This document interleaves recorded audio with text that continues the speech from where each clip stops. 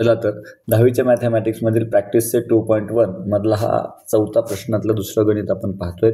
यामध्ये आपल्याला ह्या क्वाड्रॅटिक इक्वेशनच्या या दोन व्हॅल्यू आहेत की नाही हे चेक करायचं आहे। चला तर चेक करूया। सुरुवातीला m = 2 जर आपण या इक्वेशन मध्ये ठेवलं तर काय होईल बघा, 2 × 2 स्क्वेअर बरोबर आहे -5 × 2, तर हे 2 × 4 -10 म्हणजे 8 - 10 बरोबर -2 हे इज नॉट इक्वल टू 0, म्हणून m = 2 is not the solution.